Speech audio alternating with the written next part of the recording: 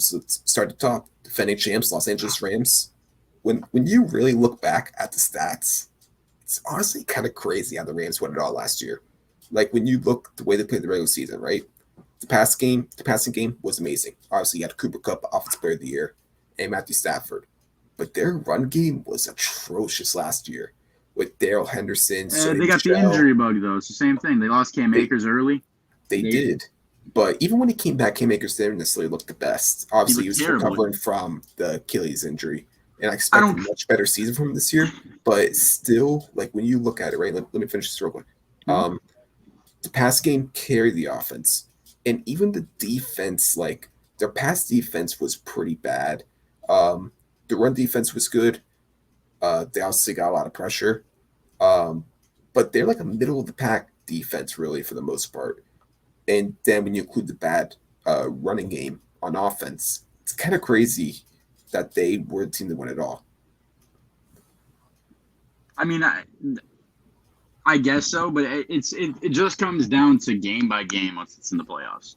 Oh, for sure. You get that game, beat them. I mean, I'm saying dumb shit right now. It's obvious, but that's all they had to do. They had the roster for it. They had the schedule for it. I mean, I thought the Buccaneers would have beat them, but they came out and they won the game.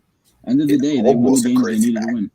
Almost a crazy comeback. We ain't gonna talk about that though. The Rams won it. You know. Oh yeah, for sure. What I have for the Rams is just as scary as last year. Nothing's changed. If anything, they improved. They added Bobby Wagner, a top 5 linebacker in the NFL. They don't make that face. Bobby Wagner is not a top 5 linebacker in the NFL. Oh God, you keep saying that. He was 3rd in tackles last year. I don't care about the tackles. Okay. Well, we'll get into that. That's you're just making videos for it. It's great. Bobby Wagner, top 10 linebacker in the NFL. You know, if you shake your head at that, you're getting muted. Okay. They added Allen Robinson to replace Robert Woods, technically Odell Beckham, whatever you want to say. Both injuries happened to them, but Allen Robinson, I think, is going to be a big part of the team this year. I think it better be. You know, he's going to be. He's wide receiver 2 in a high-powered offense. He's an amazing route runner. He was on the Bears last year. He's going to revive. I don't like saying revive his career because his career didn't die. The man obviously got paid, but he had a bad year last year, a historically bad year for him. And I just think they're gonna be dominant. I think this division got a lot worse this year, and some of the other better teams that they struggled against kind of just stayed the same. The Cardinals. So I think it's going to be an easy route for them just to win this division, opposed to last year when they had 2 good teams that were contending for a playoff spot. So I think, and they don't have to worry about Russell Wilson anymore. So I think they're gonna. It's gonna be an easy route for them to win the playoffs or win the division.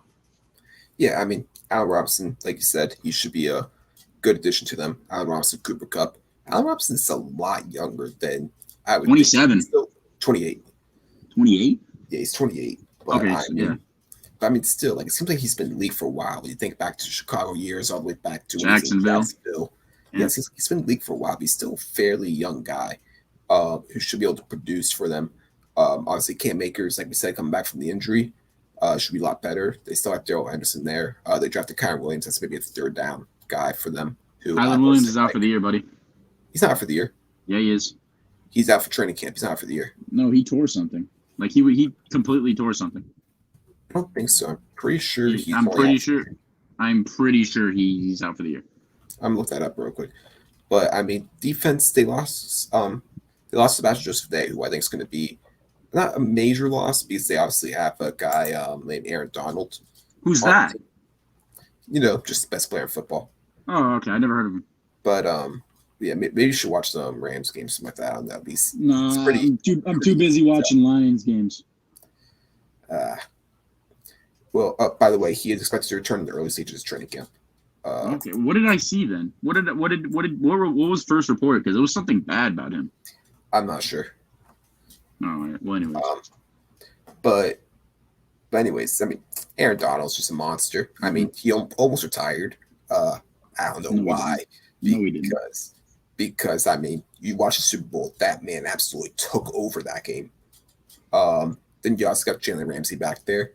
Overall, they should be a good team. Probably another, 11, 12 win season for them. And they have a decent chance of being able to go ahead and avenge their title. I personally want to put them as favorites, but I think they have a good chance to come out of the NFC. Don't think there's any like crazy powerhouse team in the NFC. So they definitely have a real chance of that. That is true. There's a lot of powerhouse AFC teams which sucks. So it's they one thing I want to talk about. They also lost Whitworth, and they also lost Darius Williams. Well, came off a very solid year. But one thing I realized about the Rams, I don't know if it's a McVay or coaching thing, but every time they lose players that are good, they end up replacing them with players that you've never heard of, and they end up being just as good, if not even better. This year, their starting left tackle is Jason Noteboom. Never heard of the guy, but apparently he was decent last year. So he's going to replace Whitworth. And then they have another corner. I can't think of the name right now. I think he's young, though, that they love. That's going to be across from Jalen Ramsey. They just seem to find talent out of nowhere. And it's got to be a coaching thing, right? Or a general managing thing. But they also lost Corbett at the right guard, but they drafted Bruce out of Wisconsin. I think he was from Wisconsin. So they're just very good at replacing the talent they lose and not losing the talent they didn't lose. And I think that's really a front office thing. They are known for trading away their draft picks, the early draft picks, but they always nail their late round picks, their 4th, 5th, 6th, or late round picks. They have a very good track record on, which gives them the ability to go ahead and trade away all these high picks for these star players.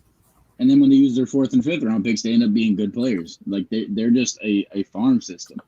But and another thing, Aaron Donald was not close to retiring. You can't convince me he was. I'm sorry. The guy at the end of the season said, "Get me Von Miller, and get me Odell, and we'll run it back." Right? I'll come back and I'll play. They didn't get any of them, and the guy signed him a contract extension. I just don't believe he was ever going to retire.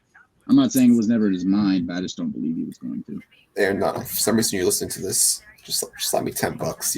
You got too much money on that contract. Maybe not. I mean, you're worth more than that contract, being honest. But just slide me $10. He is not sliding you $10. He ain't.